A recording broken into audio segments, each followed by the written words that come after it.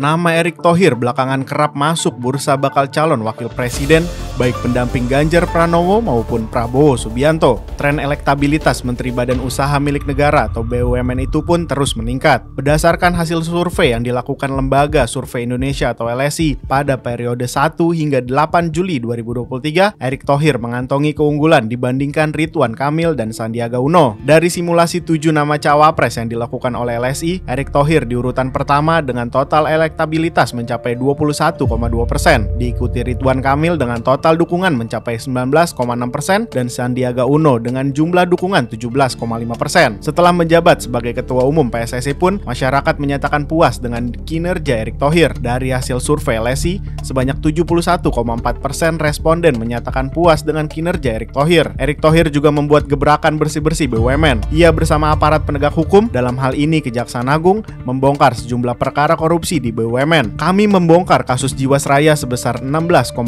triliun rupiah, Garuda 8,8 triliun rupiah, Waskita 2,5 triliun rupiah, dan Asabri 22,8 triliun rupiah. Ini hal yang luar biasa dan kehormatan buat kami dari BUMN bisa terus berkolaborasi dengan Kejaksaan karena sudah membongkar kasus-kasus besar, ujar Erick Thohir di Surabaya, Minggu 27 Agustus 2023. Pengamat politik Universitas Al-Azhar Ujang Komarudin menilai, niat Erick Thohir bersih-bersih BUMN itu meningkatkan elektabilitas dan popularitasnya di mata publik. Saya melihat itu bagian dari strategi ET untuk bisa menaikkan popularitas sekaligus di saat yang sama menaikkan elektabilitas, ucapnya kepada Forum Keadilan Selasa 29 Agustus. Kata Ujang, jika Erick Thohir mengincar kursi cawapres, maka sebagai menteri harus terlihat kinerja, prestasi, dan kebaikannya. Dengan membongkar skandal korupsi di BUMN, nama Erick Thohir dapat dipertimbangkan masyarakat. Menaikkan popularitas dan elektabilitas, kata Ujang, merupakan hal yang umum yang dilakukan politisi menjelang musim pemilu. Menurutnya, Erick Thohir mendapatkan momentum yang tepat dengan memainkan strategi miliknya menjelang Pilpres 2024. Sepakat, anggota Komisi 6 DPR RI Lulu Nur Hamidah juga tak memungkiri upaya bersih-bersih Erick Thohir itu berkaitan dengan Pilpres 2024. Ya pastilah ada hubungan dengan politik, apalagi Erick Thohir sebagai menteri sekaligus figur publik yang secara nyata juga memang punya keinginan untuk kontestasi di Pilpres mendatang. Sebenarnya kalau kerja bagus dan kinerja bagus tanpa diolah itu juga pasti mendapatkan penilaian dari masyarakat, ucapnya kepada Forum Keadilan. Meski begitu, Lulu berharap tindakan Erick Thohir itu tak hanya untuk kontestasi di Pilpres 2024, tetapi memang kita harapkan tidak sebagai ajang pencitraan. Karena kalau bagi saya ada dua hal yang penting, itu BUMN dan negara tidak dirugikan terus-menerus dengan angka korupsi yang semakin menurun bukan semakin meningkat. Keinginan bersih-bersih itu tidak mengabaikan fakta bahwa korupsi terus-menerus terjadi. Kenapa korupsi itu bisa terus terjadi? Berarti ada satu sisi dilakukan evaluasi lah, jangan-jangan pengawasan tidak sesuai yang diharapkan hingga kebocoran terus terjadi, sambungnya. Di sisi lain, sebagai mitra kerja dari BUMN, Komisi 6 DPR RI mendukung upaya Erick Thohir bersih-bersih koruptor. Kata dia, memang sudah semestinya Kementerian BUMN mencegah dan membersihkan perilaku korupsi di lingkungannya. Sudah semestinya dilakukan oleh kementerian. Ada dalam situasi ataupun tidak ada situasi.